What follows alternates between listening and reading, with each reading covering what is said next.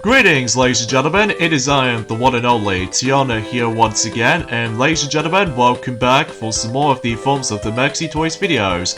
Ladies and gentlemen, welcome back for some more of Let's Play of Banjo-Kazooie, Grunty's Revenge for the Game Boy Advance. I always attempt to say ladies and gentlemen twice for the sake of the Forms of this introduction portion. So anyway, last time we have essentially did manage to able to 100% through everything in terms of Beagle Beach. And on top of all that stuff though, we finally managed to able to rescue Kazooie by simply taking down Mecha Grunty for the first time. Because mind you, until later on throughout the game, that we will able to actually come across into two of those exactly the same bosses again during the course of later on. So today, for this video, is the fact that we are moving on to the third world in this game, known as Bad Magic Bayou.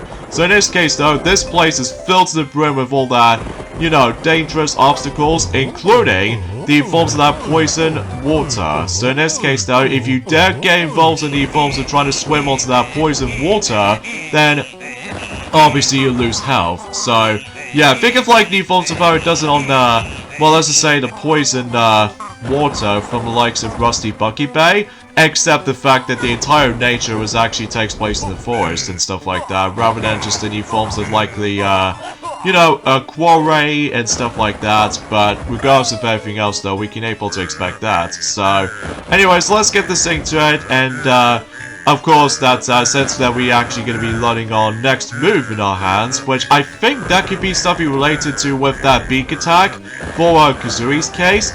Although I wasn't exactly paying attention, because obviously I just somehow got distracted by with the forms of that particular level layout as usually looks like.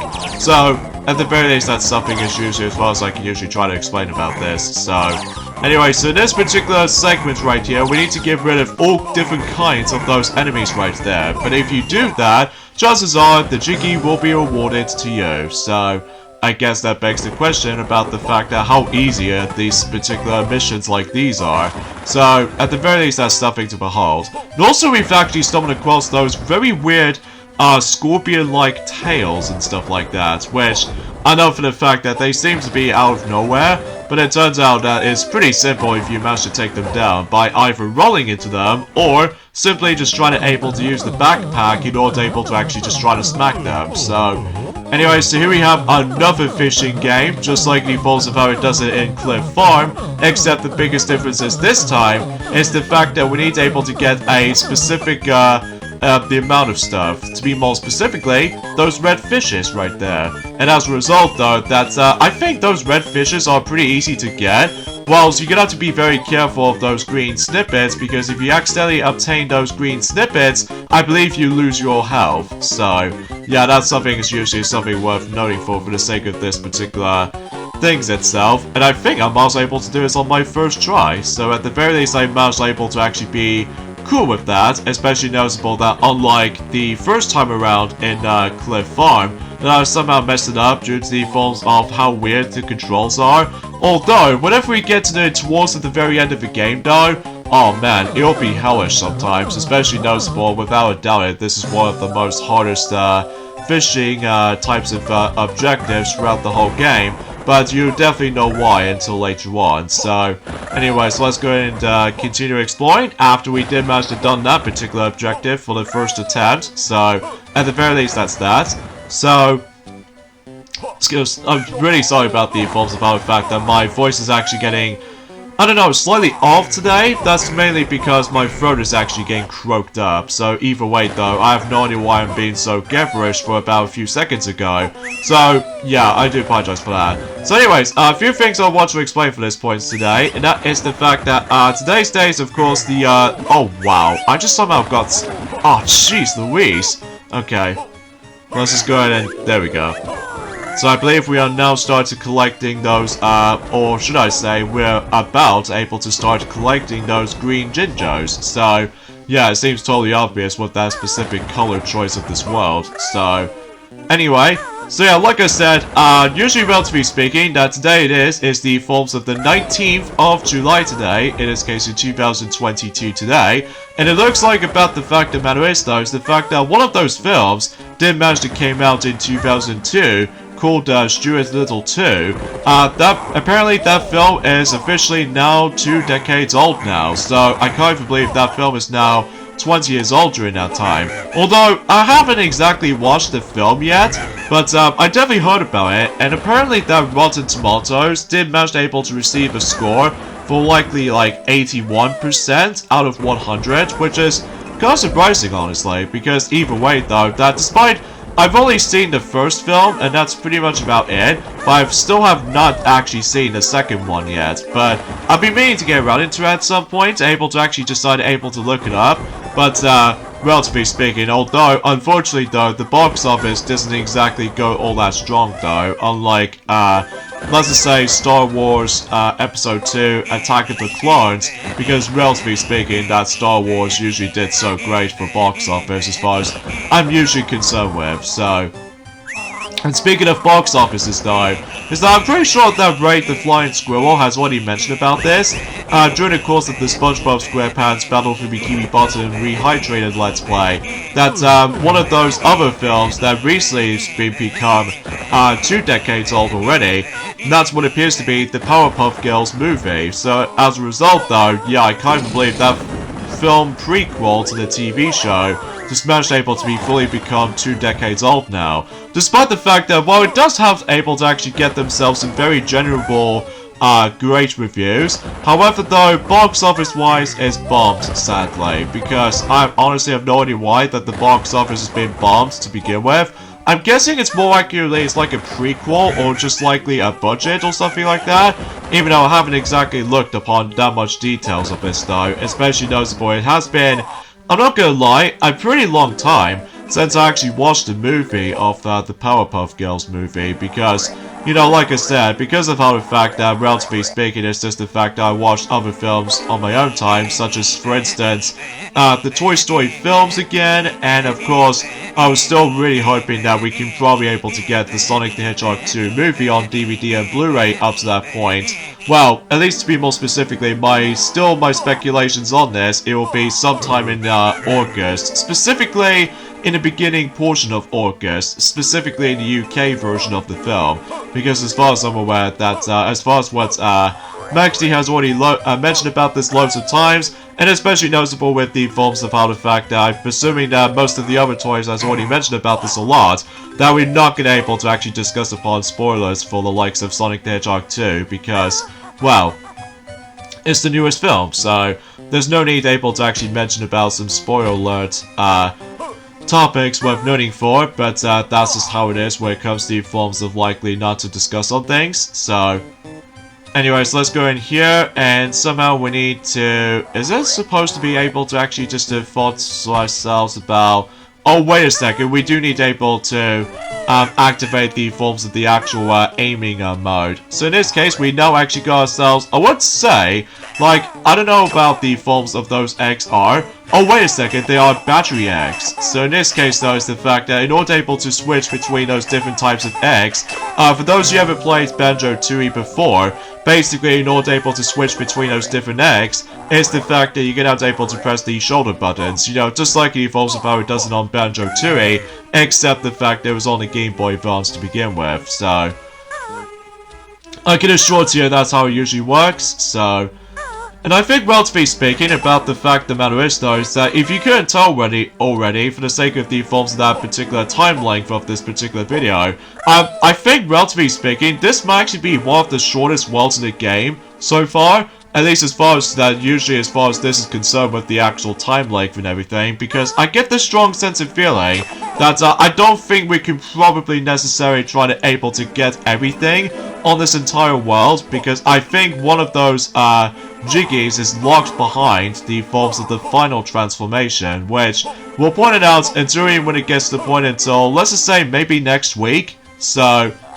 At the very least, that's something is usually worth mentioning for the sake of the forms of how the fact that I think guaranteedly is the fact that we can probably able to complete this particular world, let's just say for about 97% done. So, because, like I said, that we can't able to actually get all 10 of those jiggies on this world, because otherwise we need able to get the last transformation first. That somewhat feels a bit more mandatory to get, so. Anyway, so let's go ahead and continue proceedings here, so we can able to actually just try to able to hop onto, well, one platform to the other, so at the very least that we can able to actually just wait for a bit, and then just not be so hasty and stuff like that, so... Oh, that was actually really close. Especially noticeable about the fact that, well, like I said, with the forms of the depth perception sometimes, it's the fact that sometimes you never know if you decide to make it or not. But regardless of such though, luckily I just did make it by simply making ourselves with the forms of some small jumps here and there. So, at the very least that's that. So... Anyway, so let's go and continue things on here, and of course, just like the forms of how it does it in Mad Monster Mansion, in fact, kind of think about it though, this level does remind me of a little bit of the combination of Bubblegum Swamp from the likes of the original Banjo-Kazooie, and same applies to the forms of Mad Monster Mansion sometimes, because obviously we've stumbled across those familiar ghosts, as well as the forms of some picture frames that usually, if you manage to go near to those picture frames, sometimes they are obviously trying to able to summon the actual monsters themselves, which you do need to watch out for.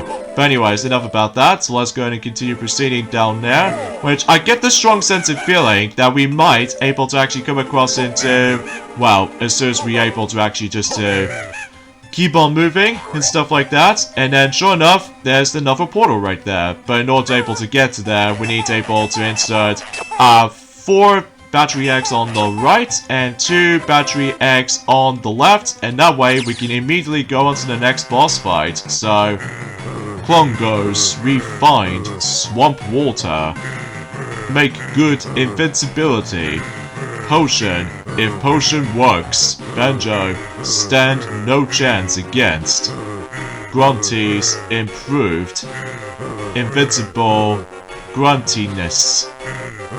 Now, to test latest formula.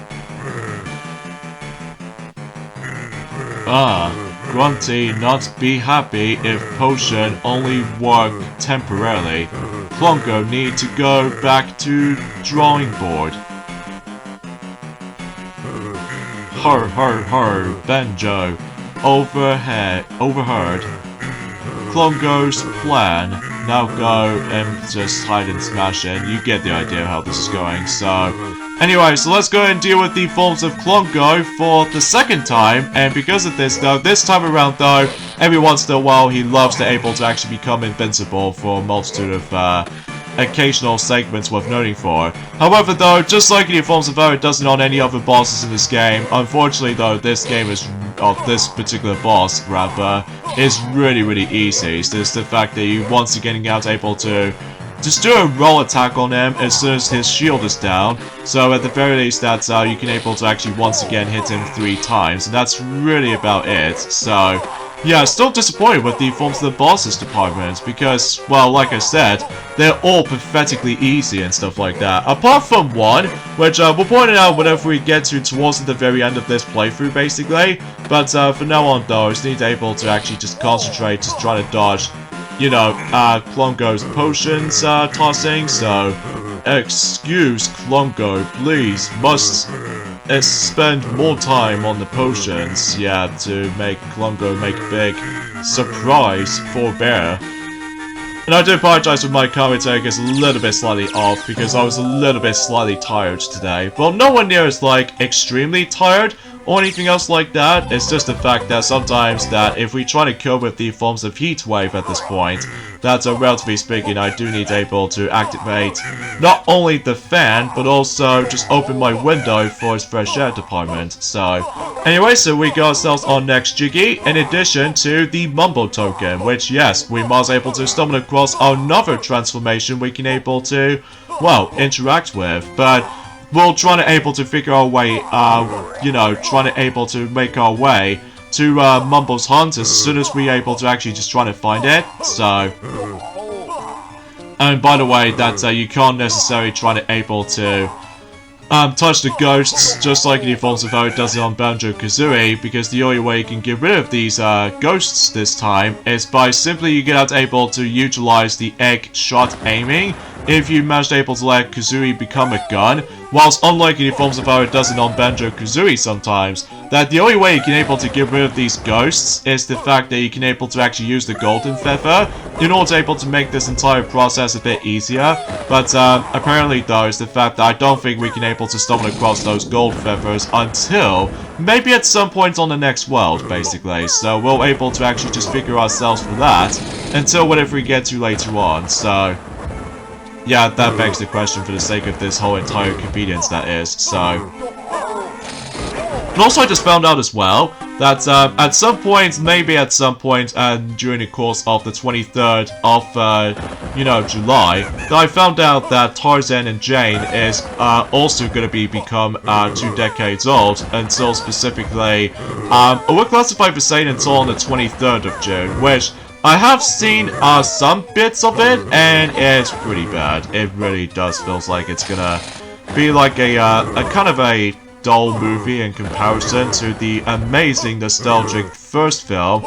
And maybe I found that Tarzan 2 was actually okay, but it does have some bit of a slight issues with the films of Tarzan 2, such as for instance with the actual, although kind of think of it is the fact that what I've noticed is the fact that Tarzan 2 was actually a mid-quel, just like the forms of how it does it on Bambi 2, which, mind you, that Tarzan 2 came out first, and then Bambi 2 came out in 2006. So as a result, though, that we can able to expect about the fact that with some of those narratives usually takes place, I wonder. So, but you know, you get the gist of it. So. And also, something's worth mentioning for this point as well, I guess, is the fact that, well, unfortunately I've got myself another game over, so that's pretty obnoxious at points, especially that, you know, trial and error is always a thing at this some cases, unfortunately, because sometimes I'm always being so hasty at stuff like that, whilst other times I'm just a little bit impatient, so that's essentially how this is usually going for this point for my books. So anyway, so let's go ahead and go all the way back to the beginning portion of... No way. We need to still keep on exploring, so just in case we need able to get the rest of those remainings of those. You know what I mean with all this music notes, as well as certain collectibles, like, you know, feather pickups and all that stuff though. And here's the actual Jinjo statue right there, so we're able to meet up with them maybe later on. So I guess that's that, so... Oh, and by the way, if you come across into this particular segment right here, you need to hurry things up, because if you somehow manage to spend your longest amount of time in there, basically though, we actually stumbled across the poison gas, and as a result though, the more you're able to actually go in there for too long, basically though, your health will able to slowly drain, so you have to be fast on this part, because otherwise, if you don't be fast enough though, you're gonna die, and then luckily you're able to respawn into that beginning portion of the room, so... Or something like that for that particular segment as far as that's been concerned with, but... Anywho, so we'll just keep trying this again after so many deaths later, so but at the very least we actually got ourselves the forms of certain collectibles there, to be more specifically with the forms of let's just say the Jinjo, I'm presuming so, but we still haven't got the Jiggy yet, but hopefully we'll make it, and there we go, 7 Jiggy so far. But like I said, I don't think we can probably able to actually get all 10 of those Jiggies in this world, because if we go in here while trying to get rid of that particular scorpion tail, that as you probably already noticed, there's actually a silver target door. Now we can't go in there though, because again, like I said, we do need a requirement of, let's just say, the final transformation, which we're probably not going to talk more details about that, and during at some point in, like I said, until next week, because as far as I'm aware, we basically now onto the forms of the halfway point in terms of Banjo-Kazooie Grunty's Revenge, because I'm not joking while I'm saying this, that this is going to be one of the shortest games in terms of Banjo-Kazooie games, I'm presuming so anyway, so... Anyway, so let's go ahead and, let's say we can able to actually go in here and able to actually give Mumbo the Mumbo token, so that way we can able to actually access to, what else? Another transformation. So let's see what the transformation we're might as well stumble across into this time. And it turns out it's gonna be a candle? Kind of a weird transformation to able to have, huh? Especially that since we already have ourselves the mouse, but now we have the candle, which I think the candle will be handy for you, especially noticeable that if you manage to stumble across into certain places that it's all dark and everything, well, we can now able to actually use the candle transformation, and then that way we can able to do a lot of things in there. So in this case though, we're able to go into creepy corridors and stuff like that. So though I can definitely tell there's the last Jinjo right here, which thankfully we did manage to rescue the last one in this world, so... And of course the Jiggy shows up, just like always, and of course we need to watch out for this little green stuff right there, because I'm pretty sure that you will, oh sweet, I've automatically got all 100 notes already, so... Pretty swell, I have to say. Although I'm pretty sure that this particular world does not have any collectibles grinding, unlike the forms of how it does it on, let's just say, Cliff Farm, as well as the forms of Beagle Beach and stuff like that, and maybe at some point in the other worlds as well. But then again, though, we're probably not going to talk more details about that right now, because it seems to be more specific we need able to solve this puzzle. And because of this, though, we need able to find the specific correct solutions based off from the forms of that particular picture frame you do need to copy. So in this case, though, is the fact that I did manage to lit up the triangle section with the actual, the top left corner of the forms of those candles. And also with the square candles, you're gonna able to put up with the forms of not only the bottom right, but the top right, and of course the bottom left with those candles to lit up. And I think there's a last one we can able to get, and that is of course lit up all the candles on that star symbol. And after you're done with that, then the Jiggy appears just onto the forms of that particular familiar shape. So overall, I found this particular segment to be really easy to do. So, and of course, we were able to actually get ourselves another Jiggy if we stumbled across the forms of, you know, the Jinjo statue again. So, at the very least, that's something, I guess. And then thankfully, though, that unlike the mouse transformation, that at the very least, Candle can able to actually technically can able to deal with enemies. So, at the very least, that's that. So... anyway, so let's head back in here and transform back into ourselves this old form again. So, at the very least, we can able to actually do just that. So, I suppose, I think that's as far as I can usually try to discuss upon for this point today. Apart from the fact that, well, like I said, this video, on the other hand, though, is going to be really short at this point. Mainly it's because, well, we can just simply just try to able to breezily win for this particular stage, no problem. Although, sure enough, like I said, that we only got about one more Jiggy left. Well, after we able to obtain the 9th Jiggy, if we managed able to come across into the Jinjo statue, as soon as we able to leave this particular dangerous area in this world. And there we go, we actually got the 9th Jiggy on the forms of Bad Magic Bayou. So only one more Jiggy left, but like I said, we can't able to actually get the last Jiggy until maybe at some point during the end game. So anyways, let's have a look at the totals. We collected everything except one last Jiggy, which like I said, we'll save that for later, because obviously, technically speaking, Bad Magic Bayou is technically almost completed. So yeah, we're able to actually figure out a way to able to go back into this world again at some point in the future. But not now anyway though, because we're just gonna have to able to just focus on this from now on. And I almost first thought about the fact that with those tires, I almost first thought it was going to be like a bumpers kind of objects, but apparently those tires are actually act out as platforms that you can able to actually scale through, you know what I mean, just trying to able to skip a large chasm of those poison waters and stuff like that. So I'm sure you probably get the gist of it. So anyways, let's do the forms of that little big drill thing right here, so that way we can able to get ourselves our next Jiggy, as you probably already saw coming. And yeah, I guess that's that. And yeah, I think I already checked in here, because obviously we've already collected that particular Jiggy from before. So yeah, I guess that's not much else to say about this video. I must be honest for this point, because, well, I really still wish if I would like to able to mention something more, but apparently though, that's as far as I can usually try to describe it, so...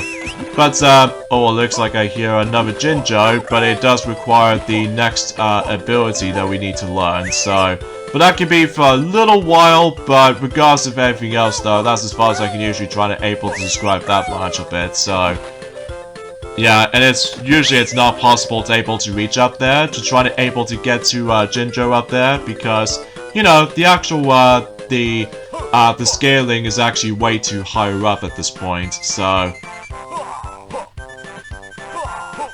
Oh, and also another thing as well, I do apologize for that awkward pauses during the course of my, commentary, because, well, I think I also got myself my sore throat as well, so because of that, though, I honestly admit, though, I do apologize for that. So, anyway, so now we've actually got ourselves our another health extension, so in this case, we're now on to, well, let's just say, 7 hit points, so...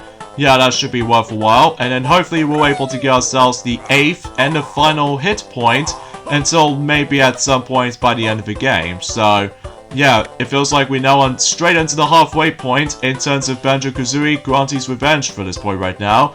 And let's have a look at these Jinjos. We're off by quite a few Jinjos there, and especially noticeable with the actual Spiral Mountain, you know, selections of those Jiggies from there. But, I've honestly have no words to say, so...